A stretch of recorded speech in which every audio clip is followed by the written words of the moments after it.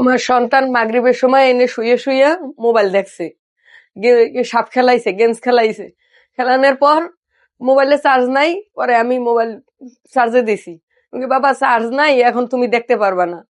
পরে 7টায় একে আমার বলতে আছে, আম্মু আমি বিস্কিট খাবো। আমি কি আচ্ছা নেও বিস্কিট। 2 পিস বিস্কিট নেছে, নিয়ে বলতে আছে যে আমার বন্ধুরে 1 পিস দিই আর আমি 1 পিস খাই। বন্ধুর বাসা পাশের গেড়ে। পরে বন্ধুর বাসা 7টায় একেই বিস্কিট লইয়ে ঢুকছে। 7টা 40 বের হয়ে আইছে।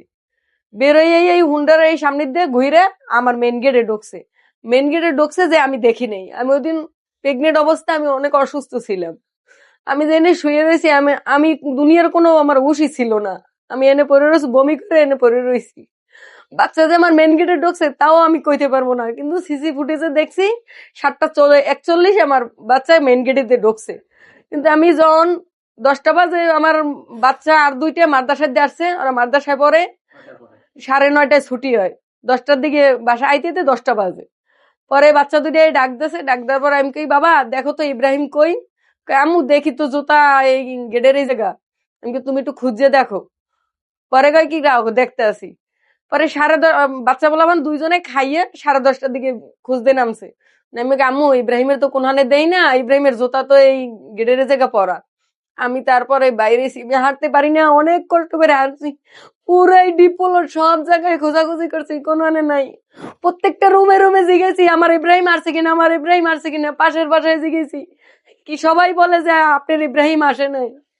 পরে ওর আব্বুর আমি জেনে বেলপুরি জালমুড়ি আর ফুচকা বেছে আমি সেখানে গেছি, যে ইব্রাহিমের পাইতেছি না। সে দোকানদারি লই সাথে সাথে আইছে রাইতে 11টায়। পরে আইয়া মাইকিং করছে, পুরো এই ডিপ প্লট সব জায়গায় মাইকিং করছে। সবার কাছে জিজ্ঞেস করেছে, প্লটের সবাই নামছে, কিন্তু পোলা কোথাও নাই। রাত 4টা পর্যন্ত মাইকিং করা হয়েছে। 4টার পর আমরা ফজরের নামাজ পড়ে একটু শুয়েছি। শোয়ার পর আবার 6টা বাজে উঠিয়া আবার এই খোঁজাখুঁজি 2টা মাইক লইয়া আর 2টা অটো রিক্সা লইয়া তারপর এই পুরা মিরপুর এলাকায় ঘুরছি মাইকিং লইয়া। কিন্তু আজ পর্যন্ত কোনো তথ্য আমরা পাইতেছি না। কিন্তু আমরা সিসি ক্যামেরা ফুটেজ চাইছি পরের দিন, কিন্তু তারা আমাকে বলতেছে মনিটর নাই, লোক নাই, আপনিও কেমনে দিমু। আমি দেখেন আমরা সংগ্রহ করে নিমু। তাহলে সুমনে তো বাহিরে আছে, ও আসে লোক তারপর নেন। পরে 4 দিনের দিন আমাকে ভিডিও ফুটেজ দিয়েছে। ভিডিও ফুটেজ দিয়েছে, আমরা নিজেরা লোক সংগ্রহ করছি, পেন টাইপ কিনছি, মনিটর আনছি। তারপর আমরা পেন টাইপে আনিয়া পরে থানায় গেছি যে স্যার এই তো আমগো ফুটেজ, ফুটেজ আপনারা দেখলে বুঝতে পারবেন। পরে এসআই আনোয়ার ফুটেজ নিয়েছে, ফুটেজ নিয়ে সে বলতে আছে যে আপনারাও দেখেন আমরাও দেখি। পরে আমরা 2টা পেন টাইপ কিনছি আমরা। তারপরে আবার ভাড়া আনিয়া আমরা উপরে বইয়ে দেখছি। বাড়ি গেল উপরে বইয়ে যখন দেখছি তখন বাচ্চার আব্বু দেখতে আছে।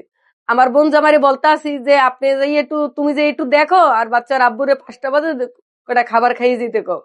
ও ভুল করে বাড়িওয়ালার ছেলের ঘরে, বাড়িওয়ালার ঘরে নক করছে। নক করার সাথে সাথে ও পিস্তল দিয়ে মাথা বসাই বাড়ি দিয়েছে। বাড়ি দেওয়ার পর আমারে কয় যে তুমি 1 তারিখে রুম ছেড়ে দেবা। আমি ভাই আমি যদি আজকের আমার বাচ্চা পাই তাহলে আজকের আমি রুম ছেড়ে দেবো। আমার বাচ্চা যতদিন না পাই আমি অতদিনে রুম ছাড়তে পারবো না।